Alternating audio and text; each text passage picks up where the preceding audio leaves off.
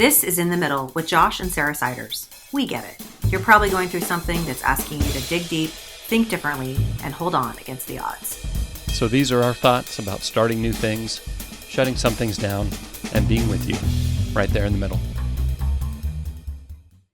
Welcome back to the In the Middle podcast, the podcast for those of us who haven't arrived yet. I'm Sarah. And I'm Josh. It is so good to have you watching and listening with us. Yes, we're back. We're keeping it moving here in 2025. It's been good. It's been good so far. And I hear we have another sponsor for today's episode. We have another sponsor. Do we? Yeah. Who is it? What is it? Long Hot Showers. Oh my Long gosh. Hot Showers for those moments where you need some time to yourself. Away from the kids, the family, the spouse, what? the pets. What? Long Hot Showers. Try one today. Available in tepid, piping hot, and now you need to see a dermatologist. That's good. Yeah. For whatever kind of momentary emergency you're dealing with. Oh my gosh. Yeah, when you have all that post holiday being together, travel, congestion that everybody had. The eggnog, you have it. It's all cleanse. that. For all of you Ayurvedic folks out there, it's the kapha, the fluid, that earthy, mucousy stuff that happens at this time of year. Pressure in your sinuses, right in here. All you do, just stick your face right in that long hot shower and bam, That's it. Cured. I don't know about the first part of what she said, but the Ayurveda. Yeah, we like to keep it. For those of us that believe in science.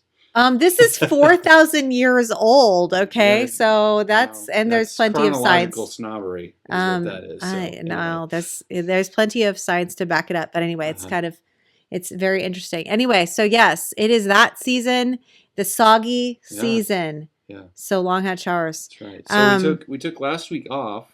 Yeah. Because you had a big thing. Yeah, I did. And you were getting ready for that, and so it was so great. It went so well. We not everybody could come. We sold 155 tickets, and we ended up with 140 people in the room. But like what? That was so great. Yeah. I mean, I was hoping for 100. To be honest, 100 was like going to be a really fun event. And I was like, that would be really neat if what I'm doing is serving 100 women. 100 women resonate with this. I'll know that I'm onto something. And it was like, what? It ended up being more, and it was just so fun. It's like, how do you talk about menopause and have fun? But it's the solidarity of it. Women are so good about community. And so we had a lot of fun, and we're keeping the conversation going. Yes, absolutely. More details to come on that, I'm sure. That's exactly right. sarahsiders.com/the movement if you want to reserve your spot on the wait list for what's coming next. Yeah. So no husbands allowed, but you should definitely get your wives involved. It's a good thing. Oh yeah. It's going to be really cool. We just had a lot of fun. So more community and access to experts on the way. Yeah. So this week we wanted to talk about kind of I mean, really, this is an ongoing conversation. Yes. Yeah. But there was almost like two very natural parts to this topic that we've been sitting on for a while. It's been on our podcast list, just sitting there waiting for someone to pay attention to it. So today we're talking about what we wish we knew. Yeah. What we wish we knew kind of in our early 30s. Early 30s. To that even mid-20s. Mid-20s.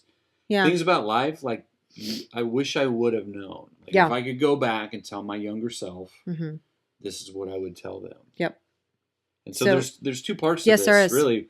So we'll do part one this week and part two next week. But there's, as I was thinking about this and then talking with Sarah, there's a difference between what I wish I would have known, as in no one told me about this. Yeah. Like I was totally unprepared for this, and here's what I would go back and kind of shake myself to wake myself up and get myself to listen. So there's that.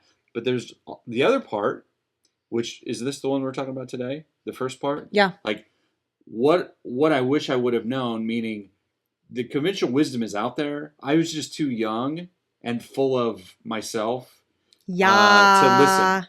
So people say this, I just didn't think it applied, or I thought I had whatever, more time, more money, more energy Mhm. to figure it out. So what we're talking about today is, yeah, people say these things. I just didn't listen well enough. Wow. Right? Wow. Do you relate So, to that? whoa. Little bit. When you are young, and if you are young listening to this, you just think the rules don't apply to you. And Right. and I mean, to be fair, not everyone thinks that way, but certain people do. And if you're my personality type, Enneagram 8, kind of make your own way. Right. You go, I hear what these people are saying, but I don't think that applies. And I was out on a mission to prove people wrong about, in my and 30s, do it my better. marriage, Yeah. childbirth, parenting.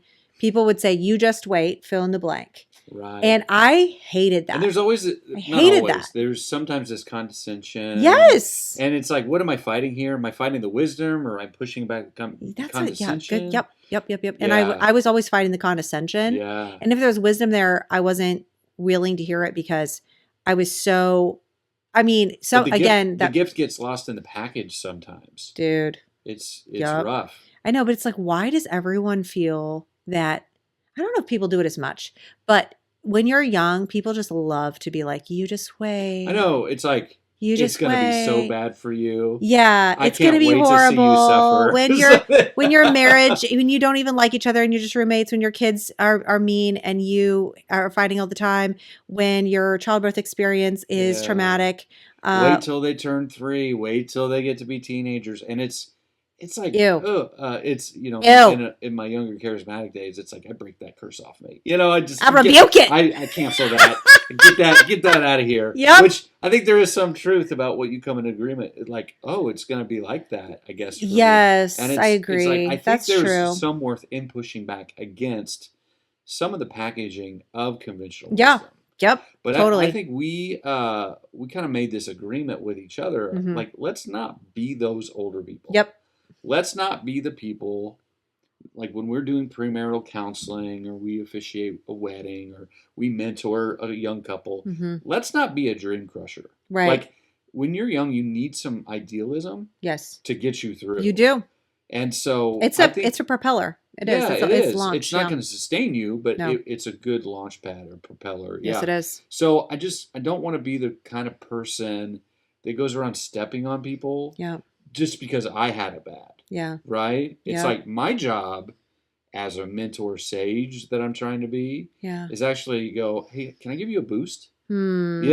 Not wag my finger at people. So anyway, I think we're kind of on a diatribe, but No, I think it's definitely worth But this is mentioning like, why did all we of that. ignore it? Yeah, It's worth saying, and it's kind of like, as we don't want to just be those smug a-holes that are like, oh well, you think it's good, but life is going to come along and surprise you, and it's Yeah. like, it's like, be the kind of compassion that everybody needs, right? When you're young and idealistic and you're making plans and you're even in like naivety or foolishness, it's like, are there people that are wise and kind that are going to come Yeah. along, or is it going to be a bunch Wise of and people? kind, Is it going to yeah. be people that are like smug a-holes? Like, stop it. Because if you want someone to listen to you, then like pay attention to the package. So Yeah. you and I both were like, we're going to be different in terms of how we communicate what lessons learned, and hopefully we have been. But I think we also felt like we're going to very intentionally try to create a different life Yeah. for ourselves. And I think in so many ways, the things that we've been really intentional about, we've been able to do. And yet there have been other things we just Yeah. we didn't pay attention to because Right. someone said it in a crappy way, or we just rejected it, Right. or we simply didn't know. Right. And that's what we're unpacking That's what in we're talking about. these 2 episodes. So I'm curious for you. Like, I want to hear from you. Okay. Because this is there's so many different things. We're gonna have to come back to this. Yeah. But things that people mentioned to you, things that came out, maybe it was cliche, maybe it was trite, maybe it was off the cuff. You heard it when you were younger, and you wish now, looking back, that you had sort of really like adopted that, yeah. engaged with it, and you didn't. What was Yeah. that? So the one I have is sort of a cliche. Yeah. You hear people say this.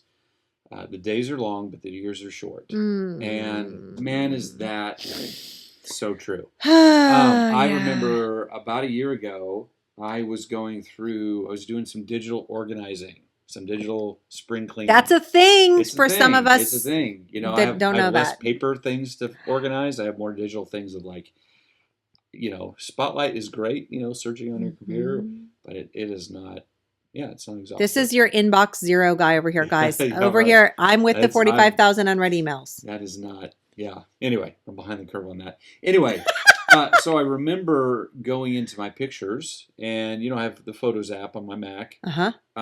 but I had a lot of pictures from when our oldest, John, Yeah. was a baby, and I didn't have an iPhone. Yeah, yet, right. Right? And so I had a lot of like pictures that were not in Photos. Yeah. They were just hanging out, you know, unorganized. I had some from like when we started dating.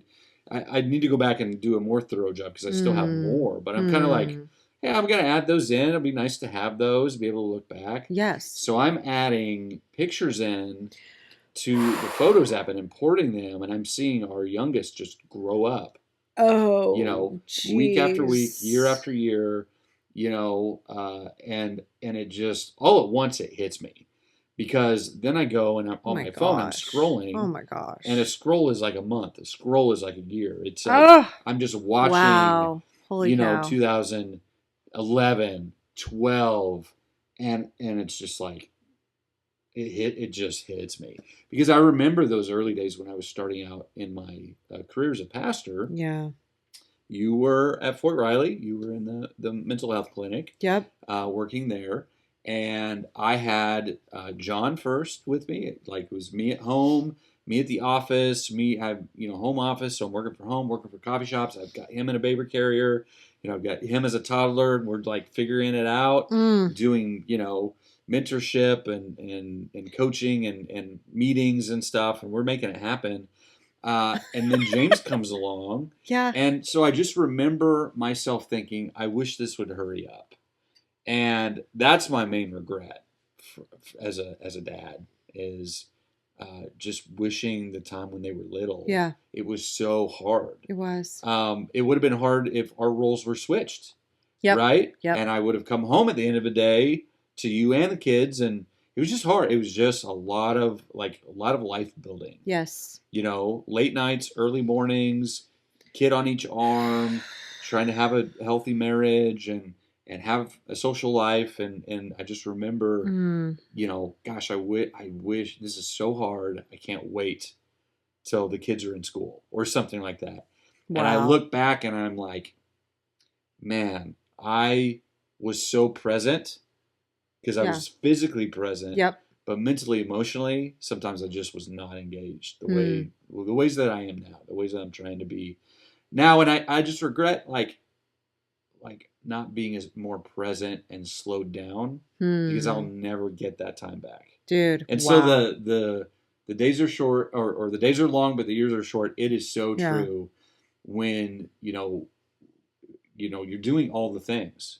Yeah. And, so that hit me. So I wish I could go back, and there are some definite practices and habits now that I have that I wish I had adopted earlier that I think now slow me down and help me to put perspective. Yeah. Like I'll never have that time back, but I have this time.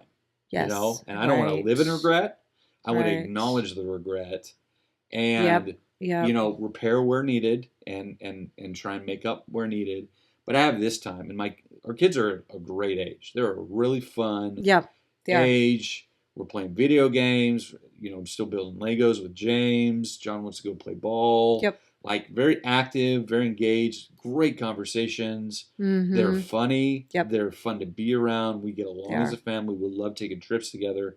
Like this is the time where I'm like, okay, I'm a good dad right now. Like this is a good dad age for me. And I'm not gonna let anything else steal that from me. So I would have told my younger self, like, there's you know, like Christianity has a solution for this. It's a slowed down spirituality. It's a Sabbath rest day, times of being like fully present in the moment that you're in. You know, Don't worry about tomorrow because Mhm. tomorrow has its own trouble. You have grace for today. Yeah. You don't have tomorrow's grace. You have grace for today. You have grace to be in the moment that you're in. Yeah. And so I think I would have taught my 30 to 35-year-old self, like, you'll never have this back, and you don't make these mistakes. Mm.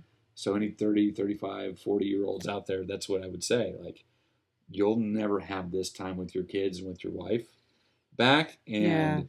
And, a lot of what you're going to do in your 40s, or you want to, like, you're building a foundation, and it's hard. Like, the concrete is drying, and so don't put things in the Wow. concrete that you're going to have to try and rip out later.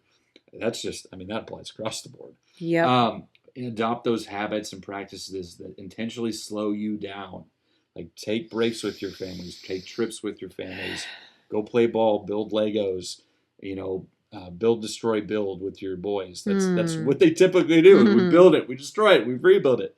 And so, yeah, that's what I would say. That's Wow. my wisdom of what I would tell my younger self. That's brutal. Wish I would've- That's Wish I would brutal. have known. Again, I heard it. I just didn't fully believe it or integrate it. I think like you're so overstimulated, and as a dad, when you're out of the the typical gender role, Yeah. there's not as much Yeah. support. Like if you're going to Sure. go to the park, it's a bunch of stay-at-home moms or Yeah. these different things. And so Yeah. your role, and you were working with the kids, you were like Right. trying to do stuff. It wasn't like you were a stay-at-home dad. And So, I'll yeah, say this, I like, think that's the- really challenging. the same thing, like the weakness was the strength. Yep. Like, I remember the fall of 2019, finally had both kids in full-time school.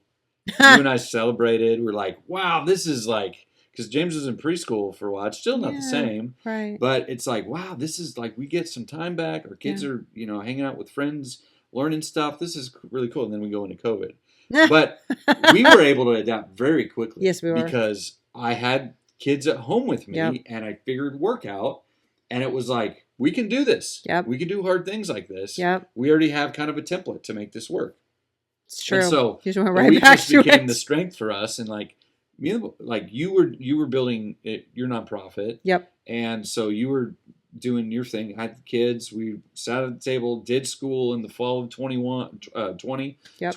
and we made it work. And it actually was fun. I have fond memories of that. I'm so glad. That's So, awesome. Yeah. Yeah. Man, I mean, that one that hits, but I think a lot of moms feel that intensity, but we are capturing moments. It's almost like we're taking pictures with our minds. Yeah. We're sitting with kids in little moments, and we're smelling their little head, and we're singing them a song, and we're doing these things, and we're just trying to soak it up. And we do that. Yeah. And even though I was working full time, and I remember, the kids would stay up too late because I wanted to be with them. Yeah. It was still like, I don't know. I don't feel like I was trying to rush that season, even though I did feel like I had to manage myself and I wasn't very good at it all the time. So anyways, but yeah, I think How for about- me, yeah, how about you? I'm like the interested. thing that I'm still trying to understand that I wish I'd understood in my 20s, like 20 years ago, is this idea of compound interest in how you care for your body, in Yeah. your finances, in your relationships, every single area of your life. There's a cumulative effect of whatever it is that you're doing, every single thing. And it's not 1 + 1, it's multiples. Yeah.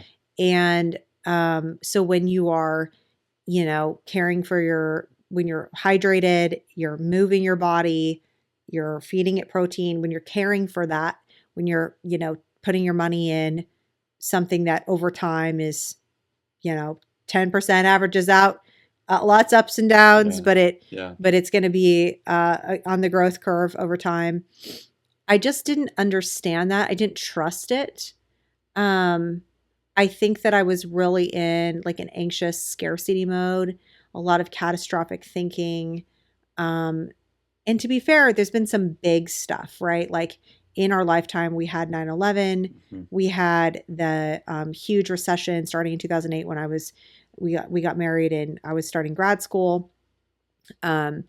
We have, started a church plant together. We've worked on multiple startup nonprofits. And we've seen a lot of things not go well, or people are confident about something and it doesn't happen. And I think that I always felt like I was trying to protect what I had. Like I didn't want to entrust it to the system. It was like, I don't know about, is the stock market actually like reliable? I don't know. And, or like with my body, it was like, oh, I'm sure maybe just like undervaluing, those things. I know like sometimes with relationships, I can be a really good friend, especially when I'm around people more often, or when there's like something coming up, like we're together. But sometimes when people are distant, it was my other friends who would reach out to me. They'd be like, hey, let's meet up. Let's take a trip. And so I missed out on times where I could have been investing in those friendships. And I mean, I have great friendships. I'm very fortunate. People I've known for a long time. But it's like, how much better, how much stronger would those relationships have been? I know my mental health crisis in 2014 was a cumulative effect of neglect of myself, of my soul, of living in a house full of people who needed me. And I don't mean the family. I mean, we had roommates who were part of our church. You, but resented you. They needed me. They resented me. It was a very complex relationship. People at the church that were like in our house all the time. I would go to work and I was in, meeting needs. I meet this girl on Twitter and I'm trying to help with this nonprofit in 2014.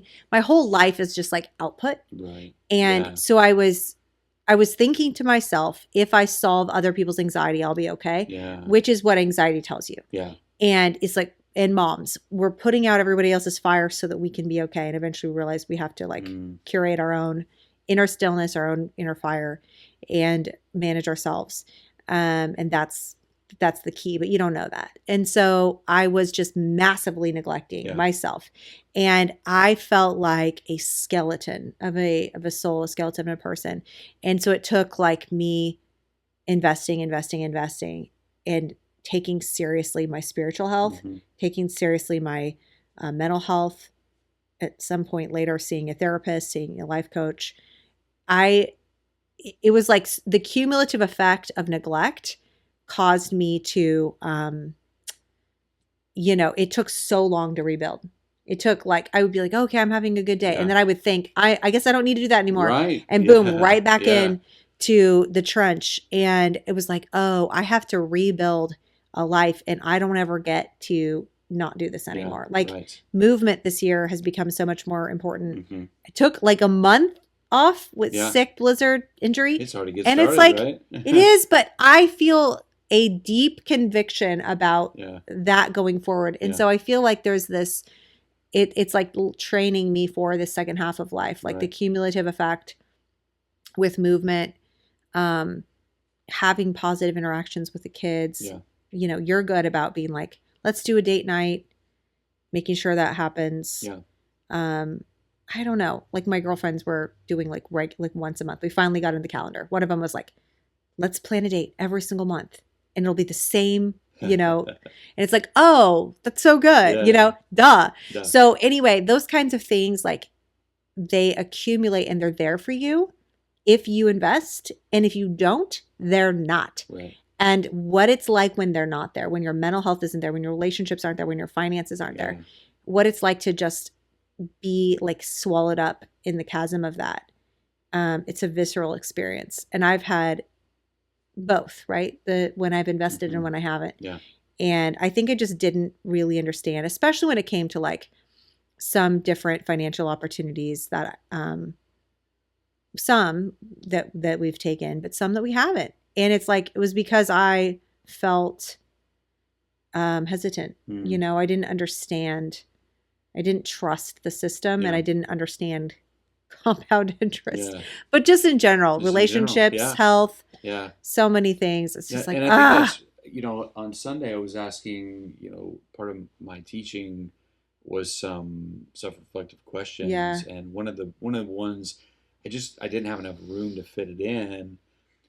But to your point about the compound interest of movement, I think so often we talk about fitness, we talk about the moment now. Yeah. And we are bad at waiting and sticking with it, so we Yeah. want it now. But the Yeah. more long-term benefit is, what is your plan to be fit and active in your later years? Wow. So right? good. Because it's like what you're doing now affects then. Like Yeah. the goal isn't to just be like ripped and fit now. Right. The goal is to be mobile, active, and healthy in your Hmm. 70s, 80s, possibly 90s. Right. And even like some attempts at fitness that would be Yeah. too demanding on your body are actually going Actually, to take away you know, from your long Yeah, term. because it's like, Yeah. don't ignore that pain. You know, Mm. like work on your mobility now.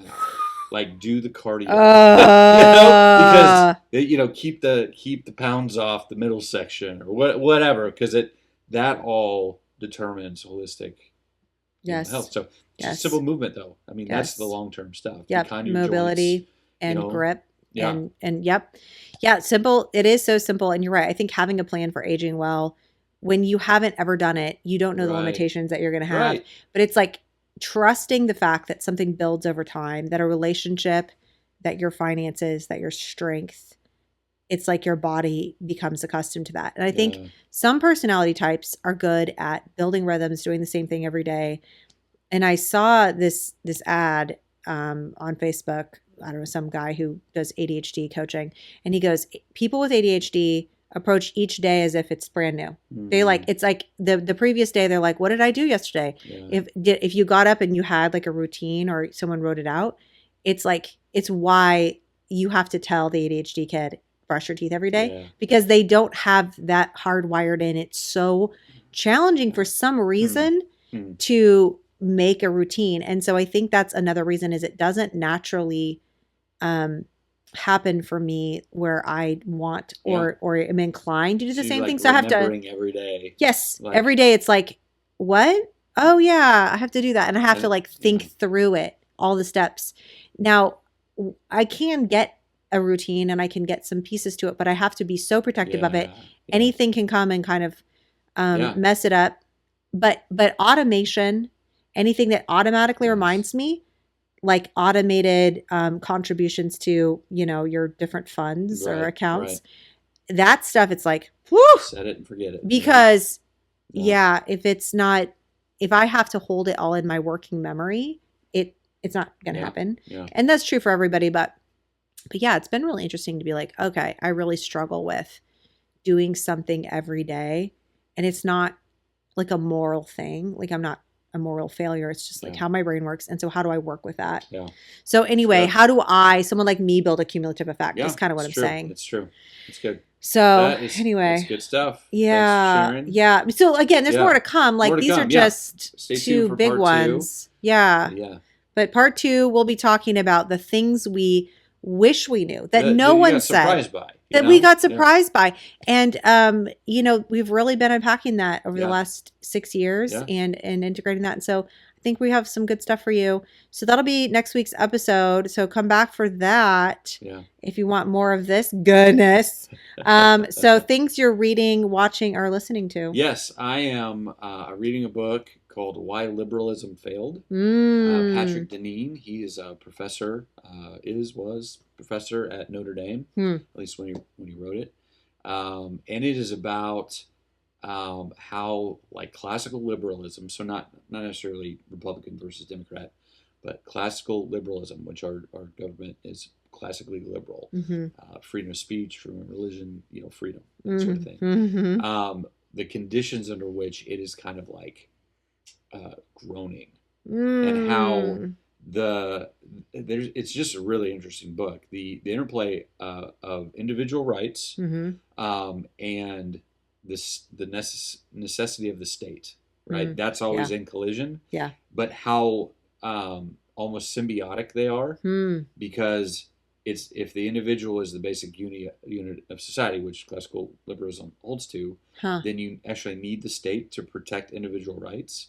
So Whoa. individualism that doesn't want to give in to this collectivist, statist mindset actually needs the state to protect it. Wow. And it Wow. kind of grows bigger to like demanding more rights for the individual. Yes. And its source system his argument is it's groaning under the weight of its success, actually. Of how empowered all the individuals are. Yeah, exactly. And now it's kind of like turning around on itself, imploding. How do you lead this collective individualism? I mean, there's definitely been some correction there, I think, in a way. And I'm not saying it's... I'm in the I don't early know. stages, so I can't really Yeah, argue I'm one so way or interested another, but to hear. It's a really interesting point. And Yeah, so it that's is. what I'm reading right now. What are you reading, Oh, watching, man. listening to? Well, still making my way through Priya Parker's Art of Gathering, Yeah. which I was told Yes. by a disciple of hers that I art of gathering the shit out of my event. There you go.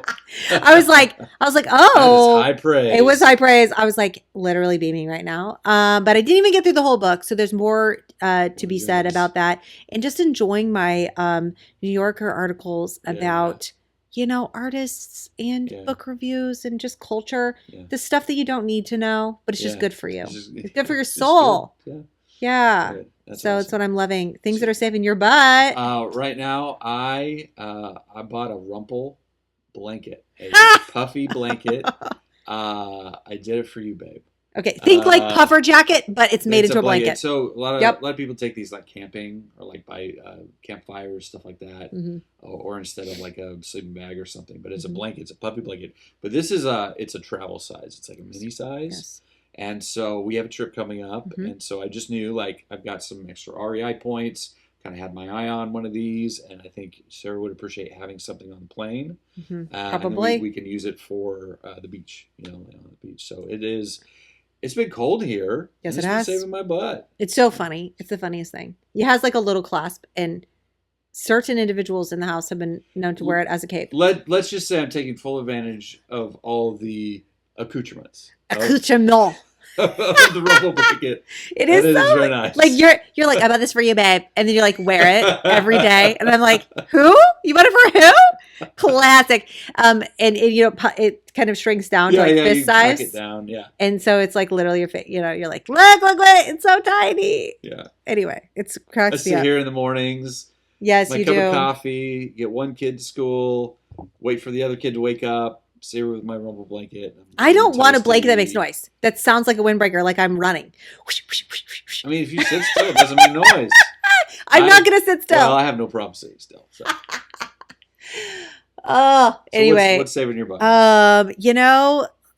Man, I think that it's my reading. It's my like I like reading news Yeah. takes, but it's just the extra stuff that is joyful, Yeah. or I don't know, just a little break. Like human interest stuff. And Yes. Like art and culture. Yes, like you art said. and culture, Yeah. and just these little things like Absolutely. reading the New Yorker in my bed and falling asleep reading it, or some of the Substacks that Yeah. I like to read that are about culture.